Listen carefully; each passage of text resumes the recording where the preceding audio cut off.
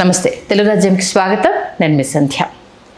భారతీయ సినీ చరిత్రలో ఒక్కొక్క రాష్ట్రానికి ఒక్కొక్క దాంట్లో దిగ్గజాలను మనం చూడడం జరిగింది. ఆయా విభాగాల్లో ఆయా రాష్ట్రాలకు సంబంధించి కీర్తి కిరీటాలు వీళ్ళ వల్ల వచ్చాయి అనడంలో ఎలాంటి అతిశయోక్తి లేదు. అందులోనూ మన సౌత్ స్టేట్కి సంబంధించి తెలుగు, తమిళ, కన్నడ, మలయాళం భాషలకు సంబంధించి దర్శకుల పాత్ర అనేది ఎంత కీలకమో మనందరికీ తెలుసు. దాంట్లో ఒక బాలచందర్ గారు కావచ్చు, బాలు మహేంద్ర కావచ్చు, విశ్వనాథ్ గారు కావచ్చు, దాసరి నారాయణరావు గారు కావచ్చు, అలాగే కన్నడకు సంబంధించి పుట్టన్న కనగర్ కావచ్చు, ఇలా చెప్పుకుంటూ పోతే అనేక మంది దర్శక దిగ్గజులు వాళ్ళు సృష్టించిన సునామీలు కావచ్చు. ఇప్పటికీ వాళ్ళు లేకపోయినా వాళ్ళ గురించి మనం మాట్లాడుకుంటున్నాం.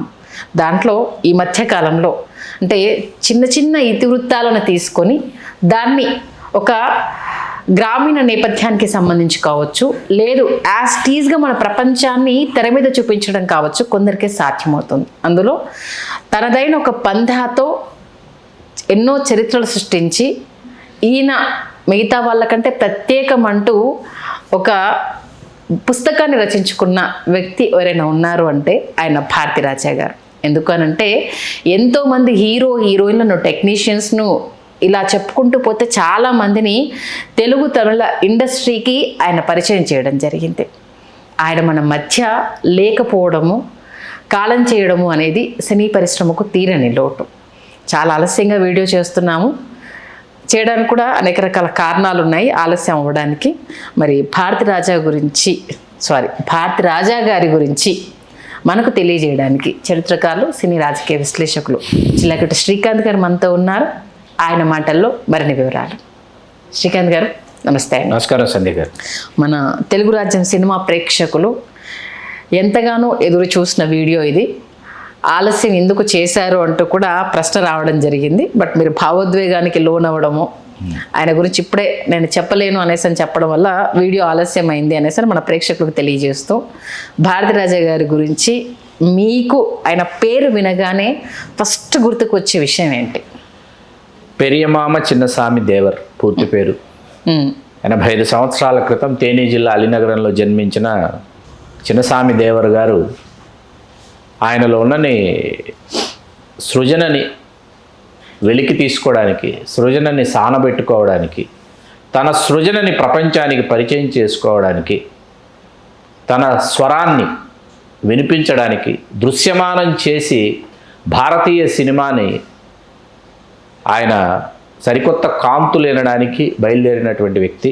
అన్నిటికంటే ముఖ్యంగా భారతీరాజా గారు లేకపోతే, స్క్రీన్ నేమ్ భారతీరాజా గారు లేకపోతే ఇళయరాజా గారు లేరు. ఎందుకంటే ఇళయరాజా గారిని తీసుకువచ్చినటువంటి భారతీరాజా గారు నిజంగా జన్మలకి మనం భారతీరాజా గారికి ఎంతగానో రుణపడిపోయి ఉన్నామని మనం చెప్పుకోవాలి, ఒప్పుకొని తీరాలి. ఇళయరాజా గారి సోదరులు నలుగురులో ముగ్గురు పరిశ్రమకి రావడానికి ఇళయరాజా గారు, గంగయ్య అమరన్ గారు, భాస్కరన్ గారు, వీళ్ళు ముగ్గురు రావడానికి భారతీరాజా గారు కారకులు వీళ్ళు. ఆ తర్వాత వీళ్ళందరూ కలిసి ఎస్పి బాలసుబ్రహ్మణ్యం గారితో కలిసి బాలసుబ్రహ్మణ్యం గారి ఆర్కెస్ట్రాలో వీళ్ళందరూ పాలు పంచుకోవటం, రూమ్మేట్స్ అయినటువంటి వీళ్ళందరితో చాలామందికి సంఘటన తెలుసో తెలీదో నాకు తెలీదు. భారతీరాజా గారు ఆయన ప్రయత్నాల కోసం ఆయన పరిశ్రమిస్తున్నటువంటి సమయం అప్పటికి శ్రీధర్ గారు, మహేంద్రన్ గారు, బాలచంద్ర గారు తమిళ సినిమా పరిశ్రమని విపరీతంగా ప్రభావితం చేసినటువంటి దర్శకులు.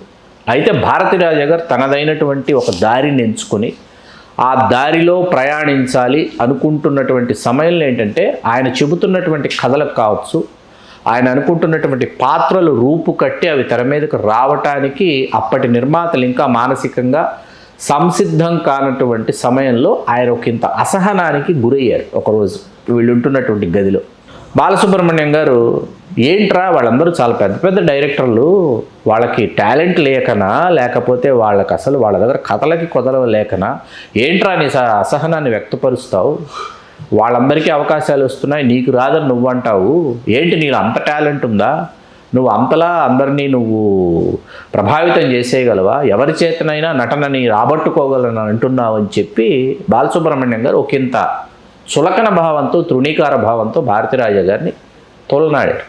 ఇదంతా ఇళయరాజా గారు అందరూ గదిలో ఉండగా జరిగితే వెంటనే భారతీరాజా గారు, నీ మొహం, నువ్వు పాడే అసలు పాటలు అనుకుంటున్నావా, చాలా గొప్పగా పాడుతున్నానని అనుకుంటున్నావు, ఏదో ఒక సింగర్ కావాలి కాబట్టి స్టాండ్ బై సింగర్గా నీ దగ్గర పాడిస్తున్నారని వెంటనే ఈయన అన్నాడు. అనేటప్పుడు, ఏంట్రా నువ్వు నా పాటల గురించి నువ్వు నన్ను అనేంతటి వాడివా, నాలో నిజంగా ప్రతిభ ఉంది, దాన్ని నేను సానబెట్టుకుంటున్నాను, నువ్వేంట్రా నా పాటని పరీక్షించేంతటి వాడివా, నువ్వు నాకు కితాబులను లేకపోతే రంధ్రాన్వేషణ చేసేంతటి మనగాడివా నువ్వు అని బాలసుబ్రహ్మణ్యం గారు. భారతీరాజు గారు, నీ మొహం అసలు సౌందరరాజన్ గారి గొంతు ఎలా ఉంటుంది, ఘంటసాల గారి గొంతు ఎలా ఉంటుంది, పిబి శ్రీనివాస్ గారి గొంతు ఎలా ఉంటుంది, నీది ఒక గొంతేనా, పీల గొంతు వేసుకొని పాడుతున్నావు, నీ మొహం, నువ్వు మిమిక్రీ చేస్తావు, మిమిక్రీ చేయడం తప్ప నీకు ఇంకేమొచ్చు, మన స్టేజ్ల మీద నీ మిమిక్రీ తర్వాత 4 పాటలు పాడతావు, మిగతావంతా మా స్కిట్స్ వాటితోనే కదా మనం చేస్తున్నాము అని చెప్పి ఈయన ఒక మాట అన్నాడు. పరిస్థితి ఎంత దాకా వెళ్ళిందంటే ఒకరినొకరు జుట్లు పట్టుకుని కొట్టుకునేంత దూరం వెళ్ళిపోయింది పరిస్థితి. ఆల్మోస్ట్ లిటరల్లీ కొట్టుకునేంత దూరం వెళ్ళిన తర్వాత భాస్కరన్ గారు, ఇళయరాజా గారు, గంగయ్యమరం గారు చాలా కష్టపడి వీళ్ళని విడదీసి కూర్చోబెడితే ఇద్దరు గసపోస్తూ వస్తారు ఇలా ఉంటే అప్పుడు భారతీరాజా గారు అన్నట్టు, ఏరా ఎవరి చేత అయినా ఏ రసాన్ని అయినా నేను సరిగ్గా తీసుకున్నాను, ఇప్పుడైనా ఒప్పుకుంటావా అన్నారంట. అబ్బా, నిజంగా అంత సీరియస్ డిస్కషన్ ఆయన.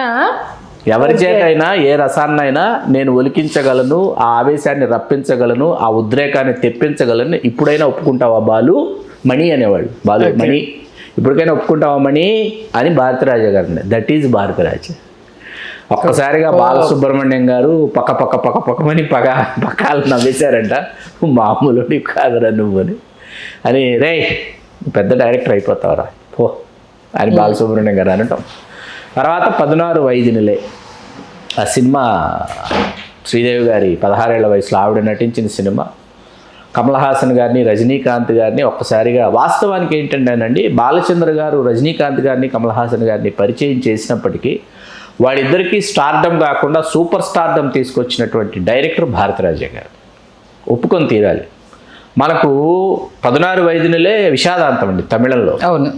తెలుగులోకి వచ్చేటప్పటికి రాఘవేంద్రరావు గారు దానిని సుఖాంతం చేశారు. తమిళంలో భారతీరాజా గారు ఎంత గొప్పగా తీశారు, తెలుగులో రాఘవేంద్రరావు గారు కూడా దాన్ని అంత గొప్పగా తీయలేదని మనం అనకూడదు, చాలా తప్పు.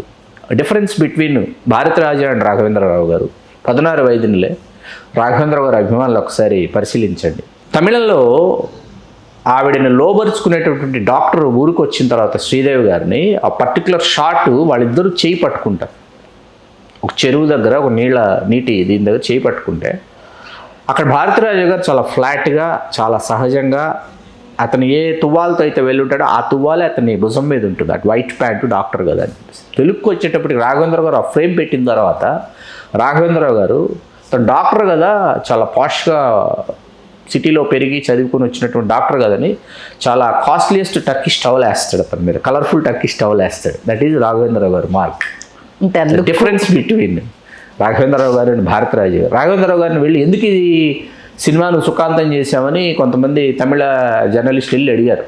ఇది ఒక కావ్యం కదా మాకు, తమిళంలో అద్భుతంగా తీశాడు భారతీరాజా, నువ్వేంటి సుఖాంతం చేసావంటే 16 ఏళ్ల వయసులో అమ్మాయికి అన్ని కష్టాలు అవసరమా, నాకు సుఖాంతం చేయాలనిపించింది, అందుకని సుఖాంతం చేశానని చెప్పాడు ఆయన. That is the greatness of Raghavendra Rao గారు. అలా చేశారు కాబట్టి అంత హిట్ అయింది తెలుగులో. 16 ఏళ్ల వయసు తమిళంలో ఆయన చేసి తెలుగులో ఈయన చేసిన కొత్త జీవితాలు మొదటి సినిమా తెలుగులో. భారతీరాజా గారు, హరిప్రసాద్ గారి హీరో, సుహాసిని గారి హీరోయిన్.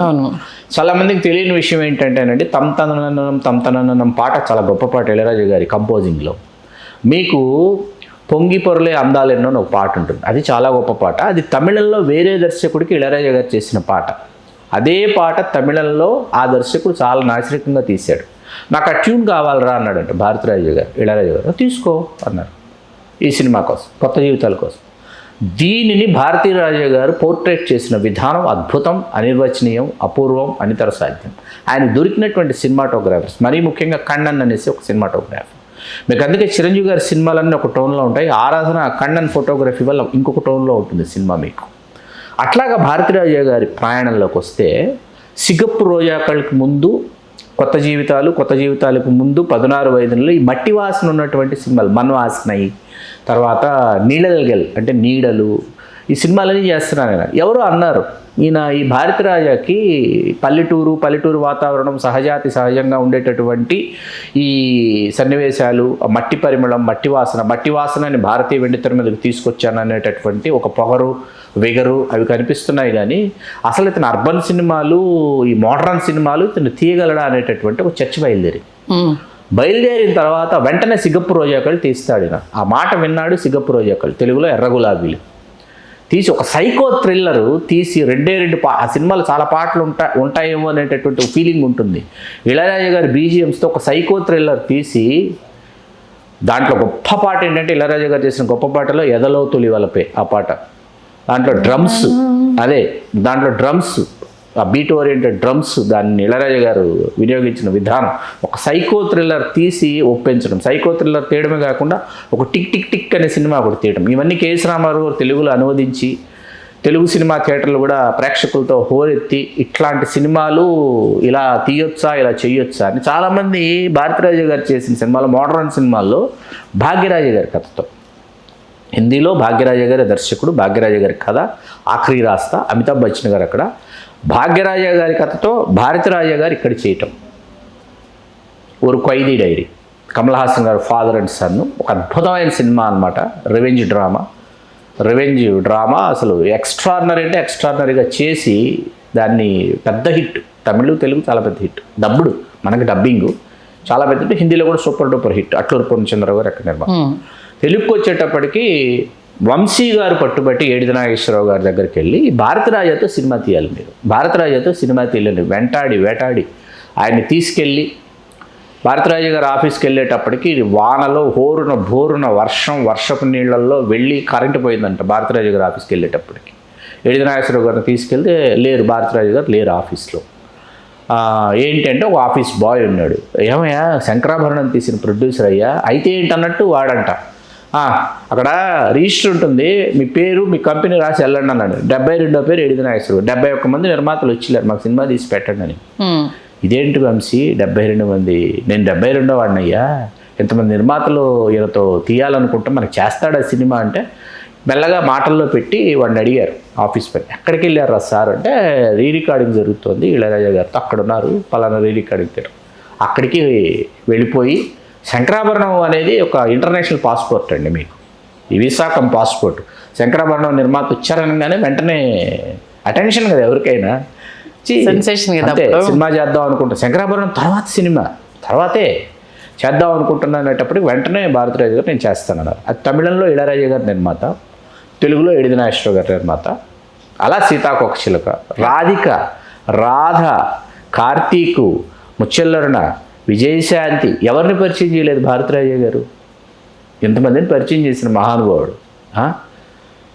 తర్వాత ఖచ్చితంగా భారతరాజా గారి చేతుల్లో చెంపదెబ్బో కర్రతోనో ఖచ్చితంగా హీరోయిన్ని పెర్ఫామ్ చేస్తే కొట్టేసేవాడు లిటరల్లీ. మీకు ఆ సమయంలో ఏంటంటే సీతాకోకచిలుకకు ముందు తర్వాత మనకి 16 నెలల తర్వాత ఏంటంటే చాలా ప్రభావితం చేసినటువంటి సినిమా కిళక్కుం పోగుమి రైలు, రాధిక గారు, సుధాకర్ గారు 40 సినిమాలు తమిళంలో హీరోగా చేయడానికి కిళక్కుం పోగుమి రైలు పునాది. కిళక్కుం పోగుమి రైలు సుధాకర్ గారు తొలి సినిమా. ఈ సినిమా కోసం చిరంజీవి గారు, హరిప్రసాద్ గారు కూడా సుధాకర్ గారితో పాటు వెళ్ళారు, కానీ సుధాకర్ గారు సెలెక్ట్ అయ్యారు ఆ పాత్రకి. ఆ పాత్ర రాధిక గారి పాత్ర కావచ్చు, సుధాకర్ గారి పాత్ర కావచ్చు, ఆ సినిమాని భారతరాజా గారు చెప్పిన విధానం కావచ్చు, ఇళయరాజా గారు ఆయనకు భుజం కాసినటువంటి విధానం కావచ్చు, అనన్య సామాన్యాలు, అద్భుతాలు అన్నమాట. దీనిని తెలుగులో బాపు గారు తూర్పు వెళ్ళే రైలు పేరుతో రీమేక్ చేశారు. ఎస్పి బాలసుబ్రహ్మణ్యం గారి సంగీతం. బాపు గారు సినిమా తీసి చూసి తెలుగులో ఆడిందండి సినిమా, తెలుగులో తూర్పు వెళ్ళే రైలు చాలా బాగా ఆడింది సినిమా. చూసి బాపు గారు అనుకున్నది ఏంటంటే, భారతరాజా అంత గొప్పగా నేను తీయలేదని బాపు గారు ప్రకటించారు. భారతరాజా గారు తీసినంత గొప్పగా నేను తీయలేకపోయాను, ఒప్పుకున్నారు. చాలా గొప్ప సినిమా. మీకు ఇక్కడ ఏంటంటే ఇళయరాజా గారు, భారతరాజా గారు ఈ కలయిక అనేది ఏంటంటే, అసలు నింగికి నిప్పు తోడైందా, నిప్పుకి గాలి తోడైందా అనేటటువంటి ఒక కలయిక అనమాట వీళ్ళిద్దరు. ఆ సీతాకోకచిలుక అనేది ఆయన ఎట్టి పరిస్థితుల్లో 16 నెలలాగా విషాదాంతం చేయాలని భారతరాజా గారు, ఎట్టి పరిస్థితుల్లో చేయకూడదని ఏడిది నాగేశ్వరరావు గారు. ఆ రెండు మతాలు ప్రేమించుకుంటున్నప్పుడు ఏంటంటే ఆ రెండు మతాల కలయికను మనం చూపించాలి, చెప్పాలి, సుఖాంతం చేయాలి.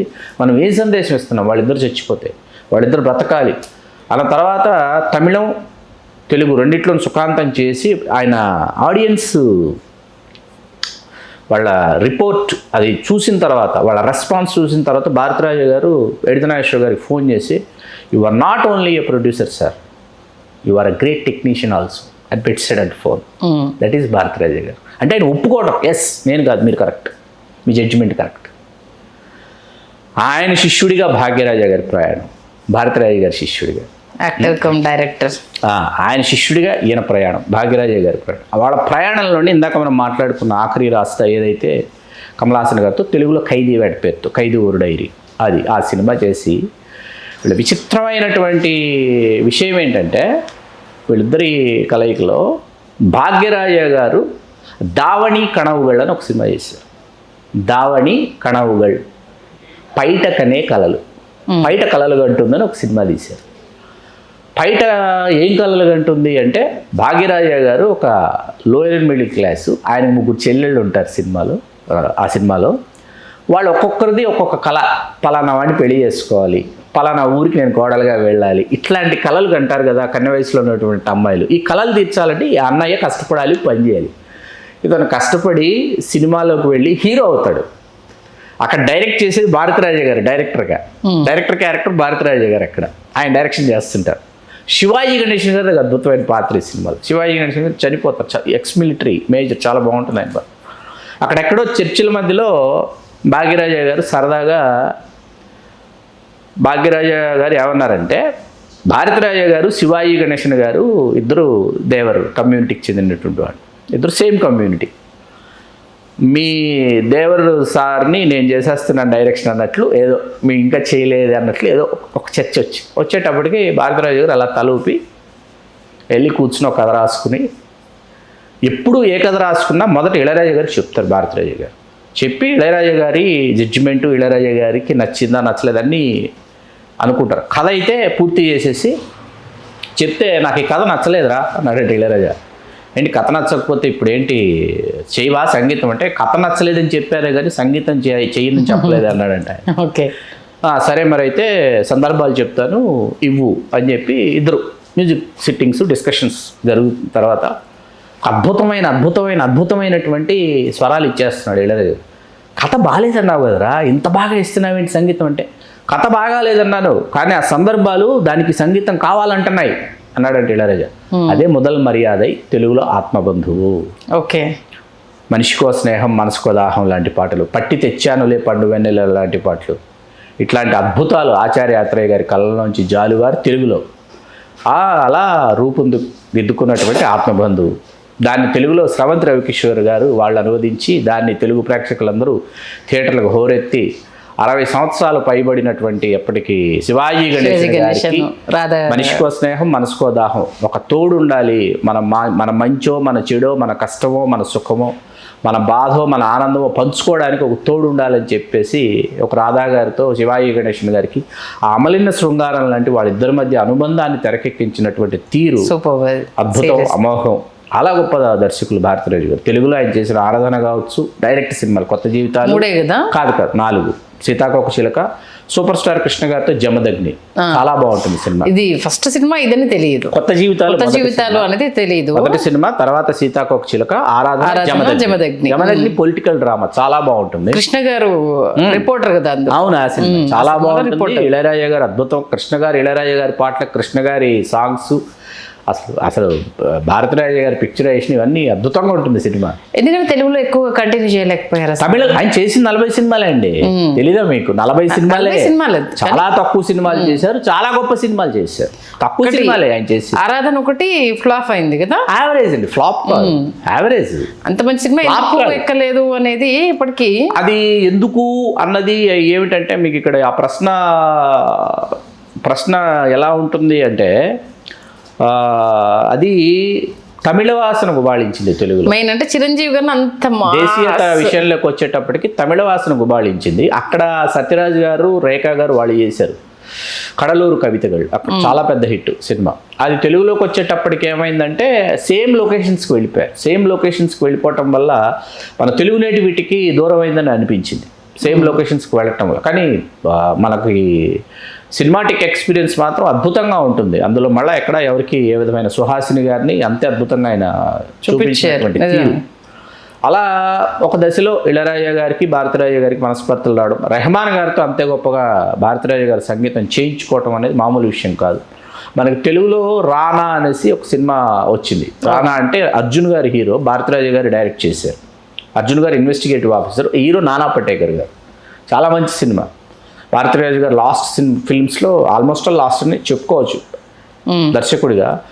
ఆ సినిమాని కూడా ఆయన ఎక్కడ ఏ విధంగా కూడా ఆయన ఎలా సత్తా కానీ ఆయన ప్రతిభలో ఎక్కడ వంక పెట్టడానికి, మనం వేలెత్తి చూపించడానికి ఎక్కడ ఏ విధమైనటువంటి ఇది లేకుండా తీసినటువంటి సినిమా అనమాట. సినిమా చాలా బాగా, చాలా గొప్ప. ఆయన పాత్రని ఆయన పోర్ట్రేట్ చేశాడు స్క్రీన్ మీద. సినిమా అంతా క్రైమ్ ఇన్వెస్టిగేషను. ఆ సినిమా తెలుగులో రానా, తమిళంలో పేరు నాకు గుర్తు రావట్లా, రానా దాని పేరు. కానీ దాన్ని ఎంత గొప్పగా తీశాడంటే ఆయన క్రైమ్ ఇన్వెస్టిగేషన్లో నానా పటేకర్ గారి పాత్ర భారతీరాజా గారిలాగా ప్రవర్తిస్తుంది. మాట్లాడుతూ ఉన్న డైరెక్టరే, సినిమా డైరెక్టర్ క్యారెక్టరే. ఆ డైరెక్టర్ అనేవాడు ఎలా ఉంటాడు, ఎలా డైరెక్ట్ చేస్తాడు, అతను ఎలా ఫీల్ అవుతాడు, అతని రొటీన్ డే 1 ఎట్లా స్టార్ట్ అవుతుంది, అతని యాంగర్ ఎట్లా ఉంటుంది, ఇవన్నీ కూడా ఆ క్యారెక్టర్లో ఇది నేను అని చెప్తాడు భారతీరాజు. చెప్పకనే చెప్తాడు అనమాట. ఆ దృశ్యమానం చేయటం, కెమెరా కన్నులో నుంచి చూస్తూ తెర మీద దాన్ని దృశ్యమానం చేసేటటువంటి ఒక రహస్యం తెలిసినటువంటి ఒక మాంత్రికుడు, ఒక దృశ్య మాంత్రికుడు భారతీరాజా. తర్వాత యాక్టర్గా కూడా అద్భుతమైన క్యారెక్టర్స్. మామూలుగా పాత్రలా అండి, మామూలు పాత్రలా ఏంటి, యువాలో ఆ పాత్ర ఏంటి. ఇప్పుడు భారతీరాజా, బాలు మహేంద్ర గారు, భారతీరాజా గారు వీళ్ళందరూ ఏంటంటే, భాగ్యరాజు గారు వీళ్ళంతా ఒక సినిమా దర్శకులకి వాళ్ళు వెళ్ళాలనుకుంటున్నటువంటి దారిలో ఉన్న ముళ్ళని పక్కన తీసి రాళ్లనేరి ఒక పూలదారి పరిచారు. ఆ పూలదారి మీద మీకు మణిశంకర్ గారు, మణిరత్నం గారు, శంకర్ గారు వీళ్ళందరూ వచ్చారు. ఆ పూల రహదారి మీద పూలు పరిచేసి ఉన్నాయి. అప్పటికే రాళ్ళు గుచ్చుకుంటాయని రాళ్ళు తీసేశారు, ముళ్ళు గుచ్చుకుంటాయని ముళ్ళు ఏరేశారు. వీళ్ళందరూ చేసిన పని ఆ దారిలో మణిరత్నం గారు, శంకర్ గారు చాలా అద్భుతమైన సినిమాలు చేశారు నటుడిగా. అందుకే మణిరత్నం గారు యువాలో మనకు తెలుగులో ఆ పాత్ర పేరు కొవ్వూరు వెంకయ్య మంత్రి అని చెప్పి ఆయన చేశారు. నర్రా వెంకటేశ్వర గారు అద్భుతంగా డబ్బింగ్ చెప్పారు. చాలా అద్భుతమైనటువంటి పాత్ర. అట్లాగే దాదాపుగా ఆఖరి సినిమా తిరుచిత్రాలారం వల్ల తాత, తండ్రి, మనవడు అనేటువంటి ఆ 3 పాత్రలు వాళ్ళు ముగ్గురు చేసినటువంటి భారతీరాజు గారు, ప్రకాష్ రాజ్ గారు, ధనుష్ గారు. జాతీయ ఉత్తమ నటి మన నిత్య మీనన్కి వచ్చింది.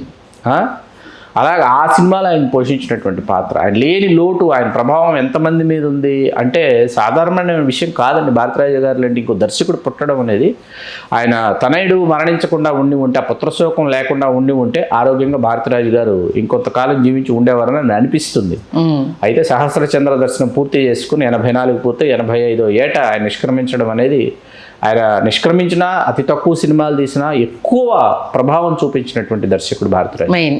చాలా ఎక్కువ ప్రభావం. అప్పటివరకు మూస ధోరణిలో సెట్లు వేసి ఉన్నదానికి చర్మగీతం పాడేసి లైవ్ లొకేషన్స్కి వెళ్ళిపోదాము, ఎందుకు అంతంత భారీ సెట్టింగ్స్ అనేసి న్యాచురల్ వేలో సినిమాలు తీయొచ్చు అని చూపించిన వ్యక్తి భారతీరాజా గారే కదా.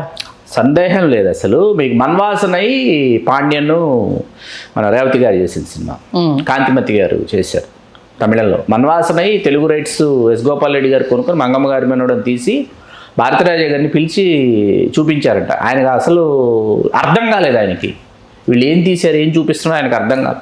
సినిమా అంతా చూసేసి వెళుతూ అన్నారట, చస్తే ఇంకా నా జీవితంలో నా తమిళ సినిమా రైట్స్ ఈ తెలుగు వాళ్ళకి ఇవ్వనని సెలిపాడు ఆయన. ఎందుకని ఆయనకు నచ్చలా. మన్వాసన అనేది మట్టి వాసన లాగా తీశాడు ఆయన. వీడు దానికి దంచవే మేనత్త కూతురో ఈ దినుసులన్నీ మసాలా దినుసులు వేసి మనకి తెలుగులో హిట్ అయింది కదా. మరి వస్తా అక్కడికే వస్తా. ఈ తెలుగులో 535 రోజులు ఆడింది అనేటప్పుడు ఆయనకు అర్థం కాలేదంట. 535 రోజులు తమిళం కంటే తెలుగులో చాలా పెద్ద హిట్ అయిందంటే వేడుకలకు భారతీరాజా గారే ముఖ్య అతిథి. రెండుసారి మీ చేతుల మీద కానీ జ్ఞాపికలు ఇవ్వండి అంటే అప్పుడు ఆయన అన్నాడంట, మా భాషలో మేము తీసే సినిమాలు మా వాళ్ళకి కరెక్ట్, మీ భాషలో మీ వాళ్ళకి మీరు తీసే సినిమాలు కరెక్ట్ అని కోటరామకృష్ణ గారిని అభినందించాడంట సభలో ఆయన. ఎందుకంటే వాళ్ళు అక్కడ రియాలిటీని యాక్సెప్ట్ చేస్తారు. మన వాళ్ళు వచ్చేసరికి ఏంటంటే లైఫ్లోనూ ట్రాజడీయే చూసే, ఆ సినిమాలోనూ ట్రాజడీ అంటే మన వాళ్ళు యాక్సెప్ట్ చేయరు. అది క్లాస్ టచ్, ఇది మాస్ టచ్ అండి. ఇప్పుడు జంధ్యాల గారి సినిమా ఉంది, జంధ్యాల గారు క్లాస్ జోక్ వేస్తారు. జంధ్యాల గారి శిష్యుడైన ఈవి సత్యనారాయణ గారు మాస్ జోక్ వేస్తారు. Difference between EVV and Jandhyala గారు అండ్ ఈవీవి గారు. ఈయన చాలా సుతిమెత్తగా చెప్పింది, ఆయన చాలా కరుగ్గా చెప్తారు ఈవీవి గారు. అలా ఏంటంటే అక్కడ ఇక్కడ ఆ భేదం అనేది వచ్చినప్పుడు ఏంటంటే ఆ భేదం మధ్య ఒక సన్నటి రేఖ ఉంటుందన్నమాట. దానిని అందంగా అరమరిక లేకుండా చెప్పగలగాలి. అలా భారతరాజా గారి సినిమాలు, ఆయన సినిమాలతో, ఆయన ఇళయరాజా గారి పాటలతో మనం కలిసి చేసినటువంటి ప్రయాణం. తెలుగులో అందాలు రాసిన ఒక సినిమా ఉంటుంది, రాధగారే. అంధుడు ప్రేమిస్తాడనమాట రాధా గారిని. అద్భుతమైన సినిమా అది. అలాంటి అద్భుతాలు సృష్టించినటువంటి భారతరాజా గారు. మనం భారతీయ సినిమా ఆయనకు రుణపడి ఉంది. ఆయన మనకు అందించినటువంటి వెలకట్టలేని కానుకలకి మనం నిజంగా శిరస్సు వంచి మన కైమోడుపులో అర్పించాలి, మన ప్రణామాలు అర్పించాలి ఆ మహానుభావుడికి. నిజంగా పాటల పరంగా కావచ్చు, సినిమా పరంగా కావచ్చు, మెసేజ్ ఓరియంటెడ్గా కావచ్చు, సినిమాని ఇలానే తీయాలని చూపించిన విధానం కావచ్చు, ఒక్కటేంటి చాలా చెప్పొచ్చు. ఆయన ఆత్మకు శాంతి కలగాలని కోరుకుంటూ అద్భుతమైన విశ్లేషణ అందించారు. ధన్యవాదాలు. ధన్యవాదాలు సంధ్య గారు.